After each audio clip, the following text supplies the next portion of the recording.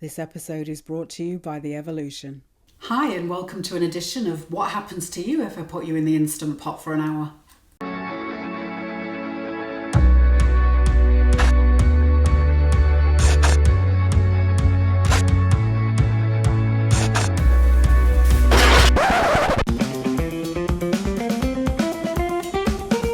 The idea for this recipe struck me when I was making the dulce de leche with the Jamaican ginger sticky toffee cake. And I thought, I wonder what would happen if I took the condensed milk down really dark, almost burnt it, and then mixed it with silken tofu and coconut cream. What would happen? So I'm hoping it's going to be a nice little creme brulee. And I'm going to make some hazelnut tuiles and some apricot butter.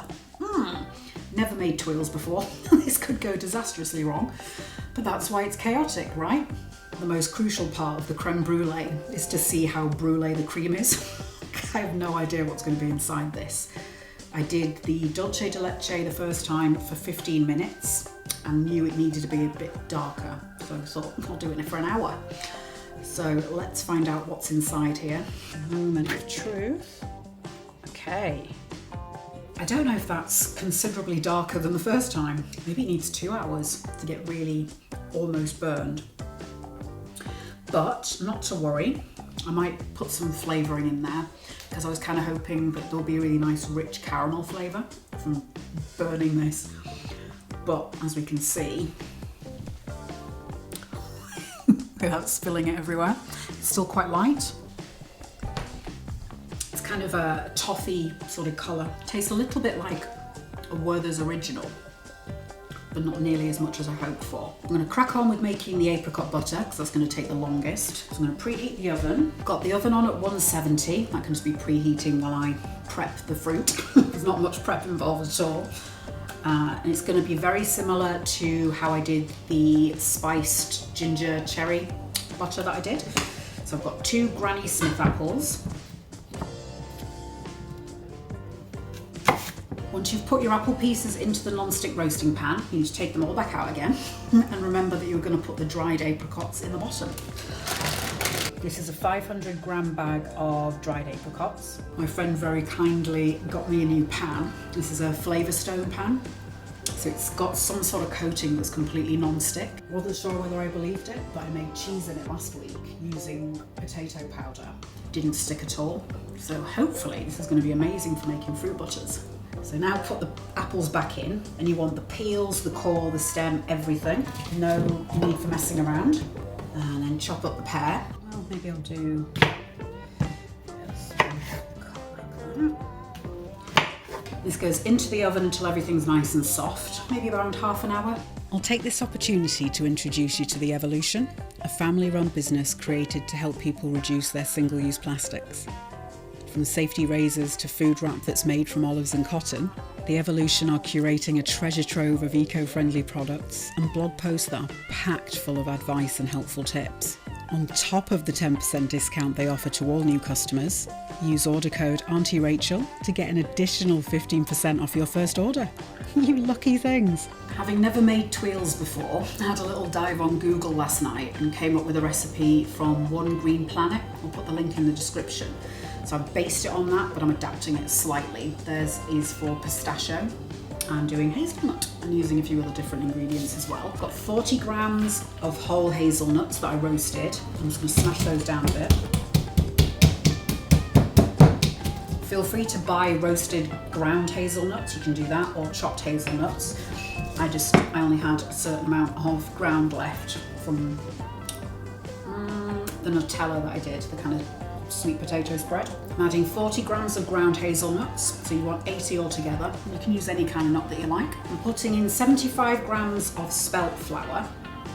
The reason I'm using spelt is because the original recipe said whole wheat flour, and when I was going in the cupboard to find the whole wheat flour, the spelt flour popped out at me, and it says biscuits on the front. It's great for biscuits. So I thought, give that a go. So any mistakes, any mishaps, entirely mine. Now adding 2 tablespoons of ground arrowroot. I'm not entirely sure why I'm doing this, I'm just following the recipe. But if you didn't have this, you could use cornstarch, tapioca starch, probably potato starch, and I think it's to give it a bit of snap, a bit of crunch. And then a 1/4 teaspoon of salt. This isn't in the original recipe, but I've decided I want a bit of salt in there for a bit of extra flavour. Give these a good sieve through. Once all the dry ingredients are together in the bowl, give it a good mix through.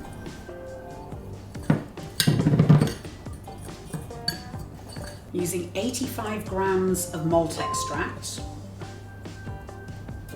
85 grams of golden syrup. You could use corn syrup as well, that's fine. 2 tablespoons of sunflower oil, and I'm going to try and mix this together.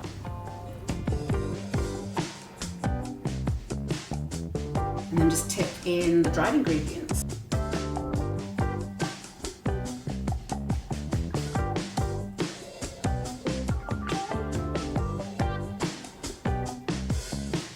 It needs to be a nice uniform kind of consistency, so no streaks of anything. It's very stiff. That tastes really good. Leave that to the side for about 15 minutes just to kind of soak up and do its thing. I'm going to check out the fruit, see how that's getting on. Been in for about 15 minutes or so. Just see if it's starting to release. No juice yet. The tuile mixture's been resting for 15 minutes, so it's ready to go in the oven. I don't know if it's a good idea to have both in the oven at the same time, the fruit and the tuiles, in terms of space and moisture. So we'll see once I get it out. You see that things are starting to ooze. It's starting to release juice, which is great. What I'm going to do as a temporary workaround is put the pan on the hob on very low heat. Do it on 3 with the lid on, because I want to trap the moisture in at this point, because I want those apricots to get really nice and soft so they can blend up a bit easier. I'm going to take little small spoonfuls of the mixture and dollop it on a baking sheet. Put these in. And they need around 10 minutes. These have come out quite well. Perhaps a touch too dark on the top ones. Something to be mindful of. Put these other ones in. For an added bit of fanciness, if you want, you can shape the tuiles right out of the oven. So leave them for sort of 30 seconds and then shape them around something rounded. I haven't got the patience for that. With these ones, I switched the trays after 5 minutes, so they had equal time on both shelves, and that seems to have got the colour a little bit less brûlée. I'll have a quick check on the fruit and then I'll put it back in the oven. Oh dear, that's bad. Everything's burning apart from the thing I wanted to burn, of course. I'm going to put a little bit of juice in here, just a touch, because any liquid I put in has to be taken out. I just want the apricots to soften. The fruit's had another 10 minutes or so I'm going to blend it, hopefully, so that's sort of soft enough. I'm trying to decide whether to put juice in. Well, maybe I'll just give it a go. It just might be too thick. We'll see.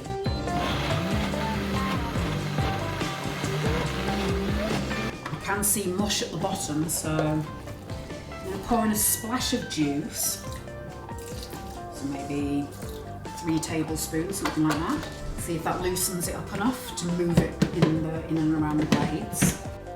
I spent about 20 minutes blending, stirring, adding juice, etc. And yeah, no dice. So in the end, I just had to sieve it. I'd recommend putting about 250 ml or a cup of apple juice in with the apples when they first go into the oven, and that will hopefully avoid any of this nonsense for you. Just going to get it nice and flat in there. It's very thick already, so I don't think it's going to need long in the oven at all. Maybe like 20 minutes even, something like that. Check on the butter. It's had about 20 minutes or so. It smells heavenly. Try and get it as flat as you can, because any jagged or pointy bits are going to burn. It's now time for the creme part of the creme brulee, and to make it I'm using silken tofu, coconut cream, and then the not quite as bruleed condensed milk. This is a 350 gram block. The measurements aren't really going to be exact for this, so whatever size you've got. Come on. And you can see it's got this sort of gelatinous quality to it. So I'm just going to mash this down a touch.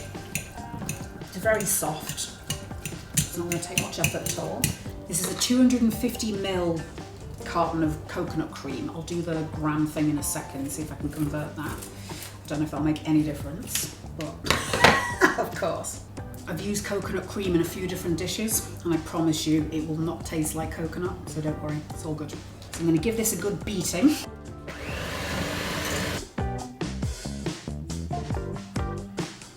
I haven't used the cake mixer on silken tofu before, so I wanted to kind of experiment and see if it was enough, which it isn't, so I'm going to blend it with a hand blender. I just want a really smooth finish on it. So, I mean, feel free to leave it like this, but it is a little bit like cottage cheese, that kind of texture.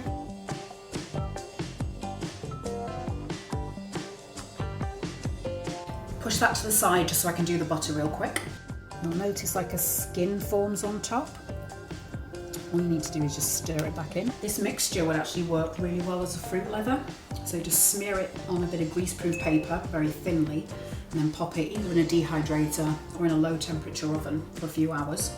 That'll be delicious. Back to the mixture. So I'm just going to dollop the whole lot in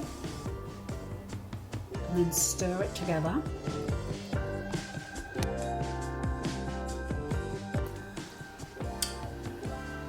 It's actually not bad.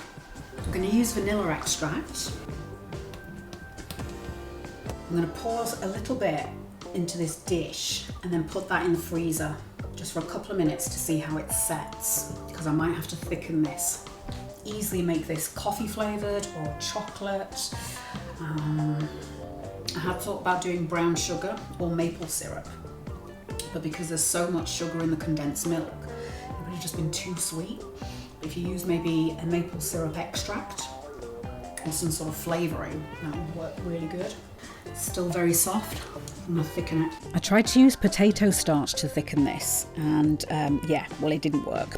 So in the end, I used 3 tablespoons of soy milk and 2 tablespoons of cornstarch. It is best to mix it in while the mixture is cold, just so you don't get these great big lumps like I got. If you do need to add more cornstarch in while it's hot, do it with a whisk, as you're whisking it really quickly. So I'm going to transfer it to a jug just to make it easier to pour and start filling them up. A little bit wobbly. It's not going to be quite a creme brulee texture, but it should still be very tasty. I'll let these cool down for a bit and then put them in the fridge so it's nice and chilled. And I'll see you back here for the eating. The brulees have been chilling out in the fridge for a couple of hours now, so nice and cool to the touch. So the next stage is going to be putting that crunchy, crackly top on there. I have 2 blow torches, 0 of them are working. Mega. So I'm going to use the grill. I spent about half an hour on Google trying to learn what the best sugar is to do the caramelisation with, and every source has a conflicting opinion. Some say superfine, some say Demerara, some say granulated. So I'm going to go with Demerara because at least that's got a nice crunchy texture anyway. So even if it doesn't perfectly caramelise, it still has some crunch. And sprinkle that on, make sure all of it's nicely coated.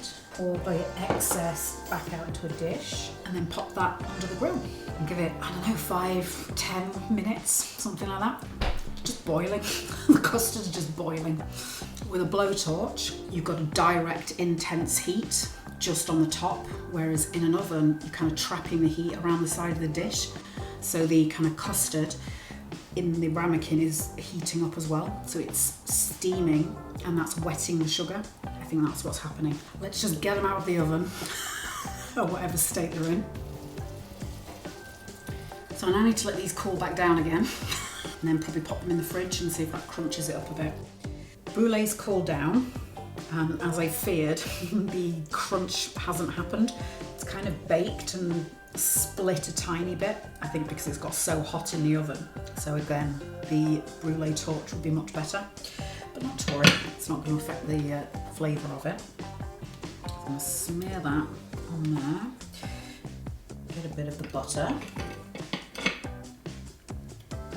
dive in.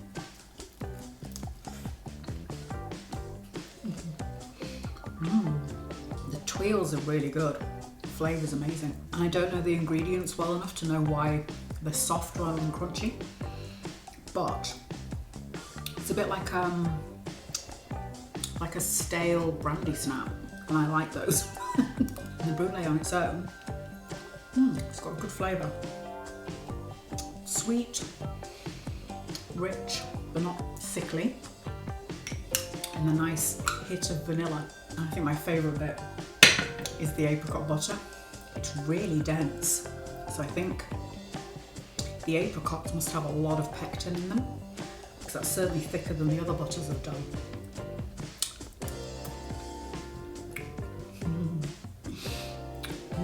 So if you're a fan of the less than perfect type of cooking show, hit subscribe, tap the bell icon. Check out some of these ones too.